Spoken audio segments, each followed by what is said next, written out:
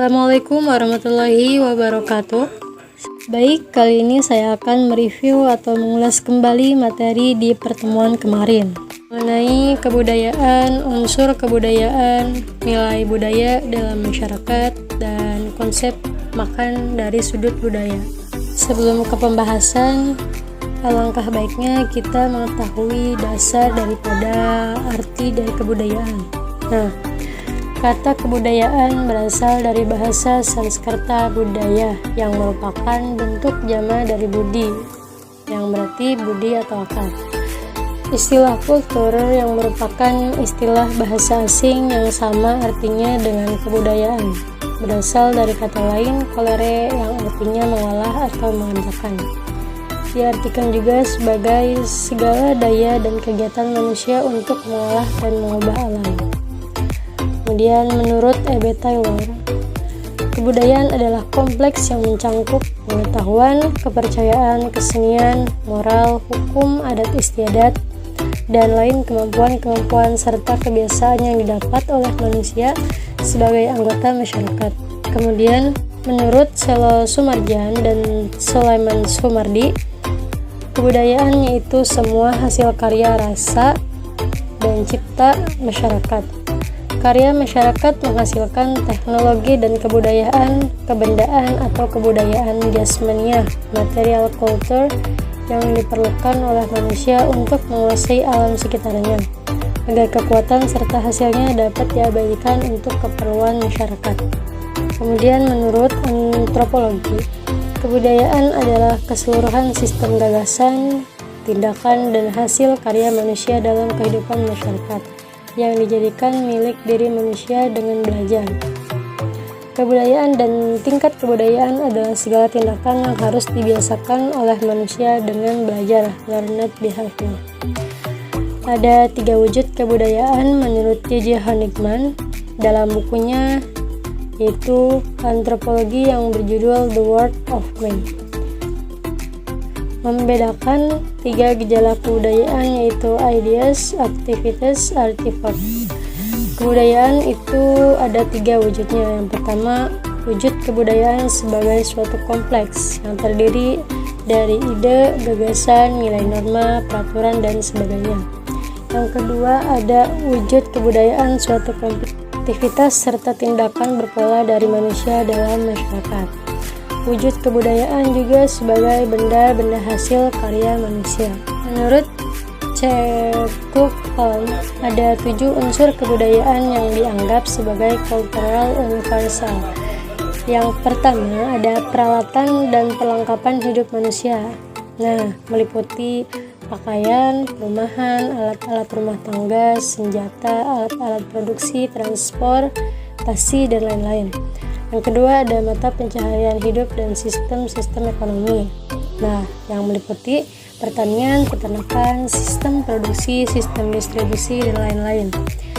Ada sistem kemasyarakatan yang terdiri dari sistem kekerabatan, organisasi politik, sistem hukum, sistem perkawinan. Kemudian bahasa yang meliputi lisan maupun tulisan, kesenian yang meliputi seni rupa, seni suara, seni gerak, dan lain-lain. Seperti adanya seni wayang golek, kemudian seni di daerah lain itu berbeda dengan di negara kita. Kemudian adanya sistem pengetahuan dan religi yang merujuk kepada keagamaan. Selanjutnya ada sikap hakikat kebudayaan. Nah, yang pertama, kebudayaan itu biasanya terwujud dan tersalurkan lewat perilaku manusia. Kebudayaan juga telah ada lebih dulu dan mendahului lahirnya suatu generasi tertentu dan tidak akan mati dengan habisnya usia generasi yang bersangkutan, karena biasanya budaya itu tersalurkan melalui generasi ke generasi selanjutnya. Kemudian kebudayaan diperlukan oleh manusia dan diwujudkan tingkah lakunya. Kebudayaan mencakup aturan-aturan yang berisikan kewajiban, tindakan yang diterima dan ditolak, tindakan yang dilarang, dan tindakan yang diterima. Nah, seperti adanya HAM, yang dimana kita wajib menerima dan wajib menolak. Nah, inti kebudayaan pada setiap masyarakat adalah sistem nilai yang dianut oleh masyarakat pendukung kebudayaan yang bersangkutan. Sistem nilai tersebut mencakup konsepsi-konsepsi abstrak tentang apa yang dianggap buruk, sehingga harus dihindari, dan apa yang dianggap baik sehingga selalu dianut. Dengan demikian dikenal pembeda antara nilai yang positif dengan nilai yang negatif. Menurut Kojaraningrat dalam Warsito 2012, nilai budaya merupakan nilai yang terdiri atas konsepsi-konsepsi yang hidup dalam alam pikiran sebagian besar warga masyarakat dalam hal yang mereka anggap amat mulia. Nah, sistem nilai yang ada dalam suatu masyarakat menjadi suatu orientasi dan rujukan dalam bertindak bagi mereka. Oleh sebab itu, nilai budaya yang dimiliki seseorang akan mempengaruhi dalam mengambil alternatif, cara-cara, alat-alat, dan tujuan pembuatan yang tersedia. Nilai budaya memiliki beberapa tujuan berdasarkan pada fungsi dalam kehidupan bermasyarakat. Di antaranya sebagai salah satu pedoman bagi perilaku manusia di masyarakat, sebagai faktor pendorong munculnya pola berpikir di masyarakat, sebagai salah satu sumber tatanan cara berperilaku yang cukup penting, misalnya hukum adat dan kebiasaan, aturan mengenai sopan santun, dan lain sebagainya.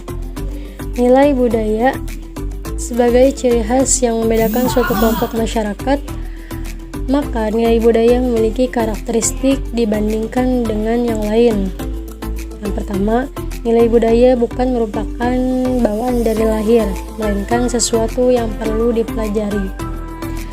Nilai budaya bisa diwariskan dari satu orang ke orang lainnya, atau dari suatu kelompok ke kelompok lainnya. Bahkan bisa diwariskan pula ke antar generasi manusia. Nilai budaya memiliki simbol yang menjadi ciri khas suatu budaya. Kemudian adanya nilai budaya dalam masyarakat. Yang pertama, budaya dalam masyarakat yang umum itu selalu mengatakan permisi. Jadi ketika kita lewat di depan orang, maka kita harus mengatakan permisi karena itu sudah menjadi suatu budaya. Seorang gadis dilarang duduk di depan pintu karena kan katanya dulu itu kalau gadis duduk di depan pintu biasanya susah jodohnya. Biasanya itu ada gerebekan mulut. Nah, gerebekan mulut ini sama halnya kayak kita memperingati hari besar Islam atau Maulid Nabi ya. Kemudian ada sedekah bumi, biasanya suatu upacara adat ya yang memberikan rasa syukur terhadap bumi, itu rasa syukur. Kemudian tradisi bayi baru lahir azan. Nah, biasanya bayi yang baru lahir kemudian diazankan. Kemudian ada menjadi ramah. Yang dimaksud menjadi ramah di sini artinya bersyukur, berlatih untuk memaafkan atau mengucapkan salam dan saling toleransi. Mudik di hari raya Idul Fitri, dan dilarang menyapu di malam hari. Nah, adanya fungsi kebudayaan yaitu sebagai pakaian. Yang pertama ada cara berpakaian, rumah atau tempat tinggal, komunikasi, pangan yaitu makanan. Kemudian terakhir ada nilai norma. Selanjutnya ada konsep makan dari sudut budaya. Nah, sebelumnya apa sih definisi atau arti dari makan? Nah, definisi makan menurut para ahli. Menurut Zainab Al-Ghazali, makan adalah ibadah. Menurut Kristi Wardani dan Dodo Hermana, makan adalah kebutuhan pokok makhluk hidup. Menurut Ustadz Zainul, makan adalah proses awal membangun tubuh yang ideal dan proporsional, sedangkan gizi atau nutrisi adalah kandungan terpilih dari makanan yang kita cerna. Selanjutnya ada pola makan. Nah, apa sih pola makan? Pola makan adalah suatu cara atau usaha dalam pengaturan jumlah dan jenis makanan dengan informasi gambaran dengan meliputi mempertahankan kesehatan, status nutrisi, mencegah atau membantu kesembuhan penyakit. Depkes RI 2009. Menurut Hanjani, pola makan adalah tingkah laku manusia atau sekelompok manusia dalam memenuhi makanan yang meliputi sikap, kepercayaan, dan pilihan makanan. Sedangkan menurut Soeharjo, pola makan diartikan sebagai cara seseorang atau sekelompok orang untuk memilih makanan dan mengkonsumsi makanan terhadap pengaruh fisiologis, psikologis, budaya, dan sosial. Selanjutnya ada komponen pola makan. Yang pertama ada jenis makanan. Jenis makan adalah jenis makanan pokok di mana setiap hari terdiri dari makanan pokok, lauk hewani, lauk nabati, sayuran, dan buah yang dikonsumsi setiap hari. Kemudian frekuensi makan. Frekuensi makan adalah beberapa kali makan dalam sehari, meliputi makan pagi, makan siang, makan malam, dan makan selingan. Kemudian ada jumlah makan. Jumlah makan adalah banyaknya makanan yang dimakan dalam setiap hari. Selanjutnya ada faktor yang mempengaruhi pola makan. Yang pertama ada faktor ekonomi. Kedua ada faktor sosio-budaya. Kita biasanya mempunyai suatu cara bentuk pola makan yang seperti dimakan, bagaimana pengolahannya, persiapan, dan penyajian. Agama. Nah, suatu cara makan biasanya diawali dengan berdoa sebelum makan. Pendidikan, lingkungan yaitu berpengaruh terhadap membentuk perilaku makan berupa lingkungan keluarga, dan yang terakhir ada faktor kebiasaan makan. Pola makan seimbang adalah suatu cara pengaturan jumlah dan jenis makan dalam bentuk susunan makanan sehari-hari yang mengandung zat gizi yang terdiri dari 6 zat, yaitu karbohidrat, protein, lemak, vitamin, mineral, dan air, dan keanekaragaman makanan. Adanya pengaruh budaya terhadap pola makan. Suatu hidangan dianggap tidak akan sempurna jika tidak terdapat makanan pokok di dalamnya. Meski begitu, pandangan sosial budaya menganggap makanan mempunyai arti yang lebih luas daripada hanya sebagai sumber gizi.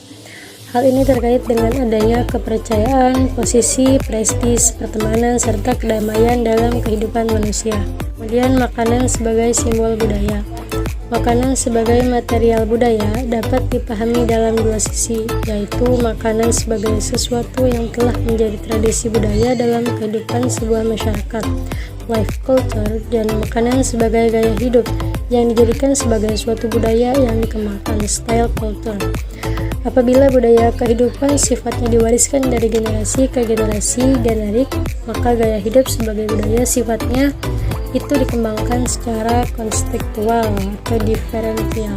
Contohnya seperti di masyarakat Minangkabau, jenis bahan makanan itu berasal dari alam atau tumbuhan dan mampu diolah berbagai jenis makanan. Pahami kebudayaan etnik lain melalui makanan. Makan merupakan kebutuhan pokok manusia. Tanpa makan, manusia tidak akan bertahan hidup. Setiap suku bangsa negara memiliki kebiasaan makan yang berbeda. Cara pandang, nilai etika dan kesopanan yang berbeda dalam makan. Melalui makanan yang berbeda antar etnik dapat melihat bahwa kebudayaan antar etnik itu berbeda. Contohnya, makan sagu itu biasanya budayanya itu di Papua. Kemudian makan lalapan itu di Sunda. Baik, mungkin hanya itu yang dapat saya sampaikan. Kurang dan lebihnya saya mohon maaf. Billahi taufik wal hidayah. Wassalamualaikum warahmatullahi wabarakatuh.